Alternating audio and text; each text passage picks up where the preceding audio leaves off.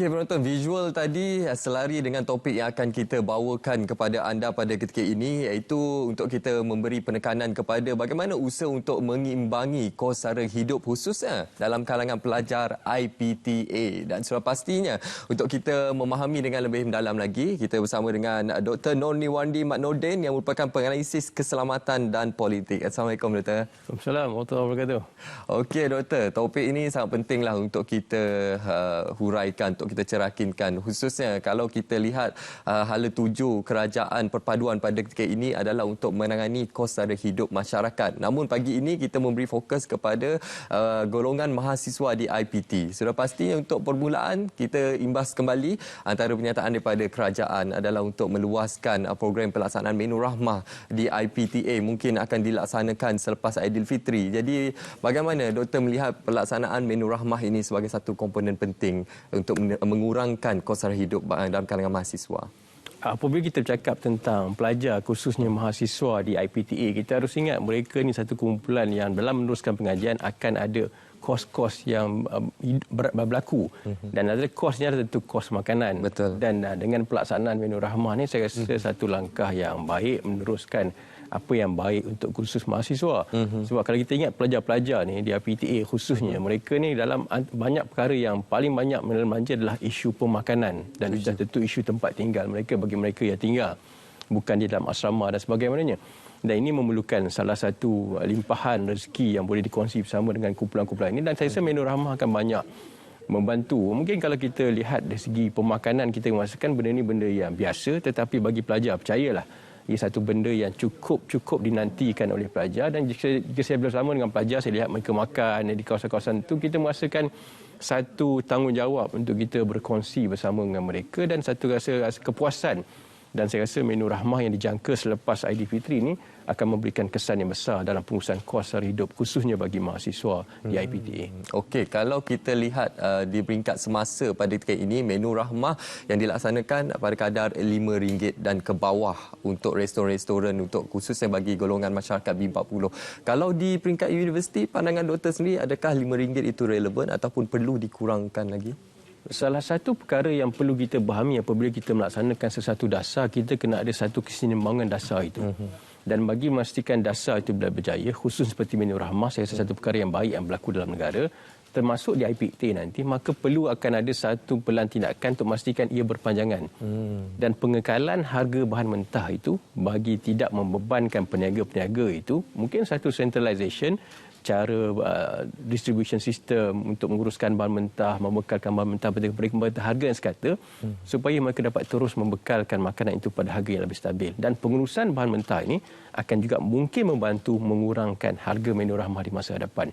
Tapi buat masa ini, saya rasa RM5 itu satu harga yang berpatutan dengan portion yang saya rasa amat baik. Betul. Dan untuk golongan pelajar IPTA ini, saya rasa ia lebih pada satu kepuasan bagi mereka untuk menikmati pada harga semikian dengan agak konsisten. Jadi mereka boleh menjalankan satu bentuk pembelajaran bajet mereka mingguan, bulanan berdasarkan menu rahmah itu yang divariasikan dengan pelbagai pilihan. Tetapi yang paling penting adalah memastikan kestabilan pembekalan menu rahmah itu pada masa hadapan supaya barang-barang mentah ini dapat dikawal dan peniaga akan dapat membekalkan menu rahmah secara konsisten pada masa depan, termasuk di IPTA. Okey, selain aspek makanan, kita juga ingin menyentuh konteks kos sara hidup mahasiswa dari sudut peranti ataupun keperluan pengajaran pembelajaran seperti pelan data dan juga peranti, penginapan, pengangkutan seperti yang doktor sebut tadi dan juga iuran pengajian. Jadi, apakah lagi antara langkah-langkah strategi yang boleh dilaksanakan oleh pihak kerajaan maupun di peringkat universiti untuk kita mengurangkan kos sara hidup dalam kalangan mahasiswa ini, doktor? Saya rasa perkara pertama yang perlu dipahami oleh masyarakat dan rakyat negara kita, khususnya golongan pelajar IPTA mahasiswa, adalah kita di iuran di IPTA ini adalah yang terendah. Di dalam, dikatakan di dalam kawasan kita, dalam dunia maupun dalam kawasan-kawasan tertentu, berbanding dengan IPTA sudah tentu. Sebab 90% itu datang daripada subsidi daripada kerajaan. Jadi pelajar hanya membayar 10%.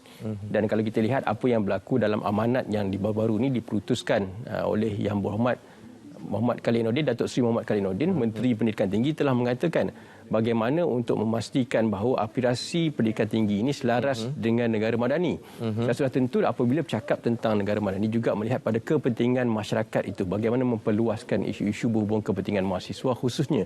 Dan dalam 11 teras fokus yang telah dibentangkan oleh Yang Berhormat Menteri yang cukup menarik pada kali ini, kita lihat pelbagai elemen itu diletakkan dan antaranya adalah berhubung dengan memastikan salah satu rejim dan akses pembiayaan pendidikan itu dilihat dan permekasan mahasiswa, iaitu teras fokus ke-11. Dan ini telah memberikan satu pandangan, satu garapan baru, satu harapan baru bahawa ini adalah perkara yang amat dititik beratkan oleh Yang Berhormat Menteri sendiri dalam ucap utama itu. Dan kata kita lihat bagaimana terdapat juga pelan tindakan kos sara hidup mahasiswa yang dirancang untuk memperlihatkan isu-isu berkepentingan. Dan kita lihat juga dalam segi pembiayaan PPTN, pernah juga berlaku peronggangan, pernah juga berlaku penenggahuan, dan ini juga membawa pada satu elemen. Dan apa yang menarik dalam penggulungan ataupun ucapan yang diberikan Yang Berhormat Menteri adalah bagi memastikan supaya PTPTN itu juga dijadikan sebagai tabung amanah nasional. Bagi memastikan ia jadi seolah-olah endowment nasional dan masing-masing boleh menyumbang ke arah pembangunan pembiayaan pendidikan pada masa depan. Dan saya rasa ini adalah benda yang perlu dipahami kerana kita apabila kita bercakap tentang pelajar, apabila bercakap tentang mahasiswa, sudah tentu kita lihat bagaimana Yang Berhormat Menteri Komunikasi dan Digital juga telah mengumumkan peranti ataupun internet perpaduan yang juga selari dengan apa yang berlaku pada peranti siswa yang telah diberikan. Saya lihat tadi pun di caption scroll bawah lebih daripada 350,000 peranti siswa telah diberikan. Maksudnya kerajaan amat menitik beratkan tentang isu berhubung dengan kos sara hidup mahasiswa. Kita ada yuran yang telah diberikan 90%, 10% hanya pelajar memberikan yuran, dan kita ada fokus teras dalam Kementerian Pendidikan Tinggi yang juga melihat kepada rejim pembiayaan akses pendidikan dan juga pemerkasaan mahasiswa. Jadi ini antara perkara-perkara yang kita diharapkan akan berterusan pada masa depan. Ini tidak kita lihat bagaimana peranan universiti dengan saranan Yang Berhormat Menteri dan Kementerian Pendidikan Tinggi meletakkan kekerapan bas percuma, sistem perhubungan internet yang semakin baik dalam universiti, dan ini sebenarnya membantu pelajar untuk memberikan nilai tambah kepada mereka, khususnya pelajar-pelajar di IPTA.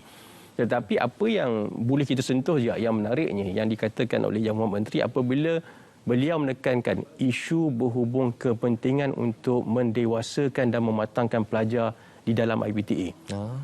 Mungkin saya boleh kongsi, mungkin cerita ni agak menarik. Semasa zaman-zaman saya pelajar, kami jual nasi lemak. Ambil nasi lemak banyak-banyak, jadi kalau ada sahabat-sahabat saya dengar ni, mereka tersenyum sini sana. Untung 10 sen, 20 sen. Nasi lemak canai untuk membiayai sedikit duit poket dalam pengurusan perbelanjaan. Dan pelajar-pelajar sekarang dalam teras fokus ke-11, pemerkasaan mahasiswa juga telah memberikan ruang untuk pelajar seperti memulakan perniagaan, student union, kesatuan-kesatuan pelajar untuk membentuk satu proses mendewasakan dan mematangkan pelajar itu. Dan ini termasuk pengurusan kewangan yang bijak. Dan sebenarnya ini satu benda yang kita perlukan. Kerana kita mahukan, salah satu perkara yang juga dimahukan yang diletakkan dalam perutusan amanat oleh Yang Berhormat Menteri adalah untuk memastikan pelajar-pelajar ini mempunyai satu elemen kita panggil sebagai apa? Sebagai smart and sharp skill. Smart adalah menguruskan manusia dan sharp, bijak macam data dan perkara-perkara berhubung redakan teknologi dan sebagainya. Dan ini sebenarnya memberikan satu ruang pelajar apabila ada satu perkara-perkara yang telah dibangunkan oleh kerajaan dalam konsep aspirasi madani, membangunkan perkara-perkara berhubung peranti siswa, melihat pada menu rahmah, melihat pada perkara-perkara berhubung dengan bayaran-bayaran PPTN, rejim pembiayaan pendidikan nasional dan sebagainya, maka pelajar juga harus mengambil inisiatif untuk mematangkan, mendewasakan mereka untuk mewujudkan satu plan, bajet, financial planning, menguruskan pembelanjaan. Dan ini sebenarnya satu skill yang mereka perlukan dalam mereka bekerja pada masa depan, dan juga mereka mendapat idea bagaimana untuk mencipta peluang-peluang perniagaan kecil-kecilan yang tidak membebankan dan tidak mengganggu waktu pembelajaran. Dan ini sebenarnya satu perkara yang dimahukan. Sebab kita rasa sudah tiba masanya aspirasi untuk mendapatkan outcome base berbanding pada output base seperti mana yang dikatakan oleh Yang Berhormat Menteri itu perlu dilaksanakan, dan salah satunya adalah bagaimana pelajar menguruskan kos sara hidup mereka di IPTA. Bercakap berkenaan pengurusan kos sara hidup khususnya dalam kalangan mahasiswa. Tadi doktor dah memberi contoh sewaktu zaman doktor belajar dulu menjual nasi lemak dan sebagainya untuk menjana pendapatan. Itu merupakan salah satu aspek yang menjadi perhatian khususnya dalam kalangan mahasiswa juga, iaitu berkenaan dengan job on campus. Bagaimana usaha para pelajar mahasiswa ini untuk menjana pendapatan sampingan mereka untuk menampung perbelanjaan kerajaan di universiti dan sebagainya. Jadi apabila bercakap berkenaan job on campus ini, Doktor, ada kelompongan dan juga keluh kesah yang disuarakan oleh mahasiswa, antaranya berkenaan kadar penyelarasan upah yang tidak seimbang.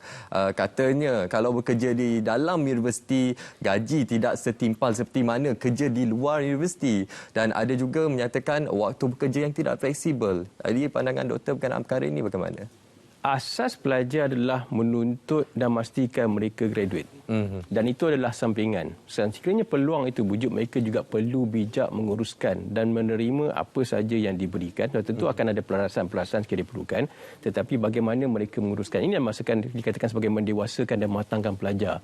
Mewujud satu smart and sharp skill pada pelajar dalam membentuk kepribadian, bagaimana mereka menguruskan masa, bagaimana mereka menguruskan kewangan, bersama dengan bantuan dan perkara-perkara agenda-agenda dan perkara-perkara yang telah juga diberikan oleh pihak kerajaan dalam aspirasi madani. Jadi saya rasa ini perkara yang perlu dipahami.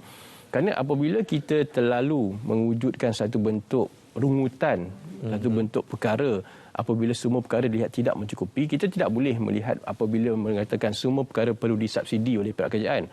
Kerana kita tidak lihat sejarah bagaimana negara-negara besar seperti negara-negara besar, negara-negara seperti Sri Lanka, Venezuela dan negara-negara tertentu, apabila negara itu lumpuh, apabila semuanya terpaksa disubsidi oleh kerajaan, dan apabila berlaku sedikit kemerosotan atau kepincangan ekonomi, maka ia akan mempunyai sistem-sistem tertentu.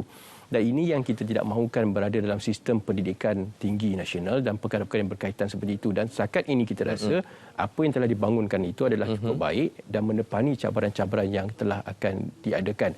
Dan mungkin kita bercakap tentang isu-isu digital dan teras fokus kelima juga mengatakan bagaimana Kementerian akan melihat kepada pengurusan, redakan dan persepsi berhubungan pengurusan teknologi. Bagaimana untuk melihat perkara-perkara itu berlaku, dan satu white paper akan dibentuk kertas dasar putih. Tetapi bagaimana dari segi pelajar mahasiswa, IPTA melihat peluang-peluang perniagaan digital yang semakin banyak berada pada hari ini. Dan saya rasa ini satu permekasahan, dan setiap universiti saya rasa pada ini ada elemen-elemen perniagaan keusahawanan yang telah diterapkan.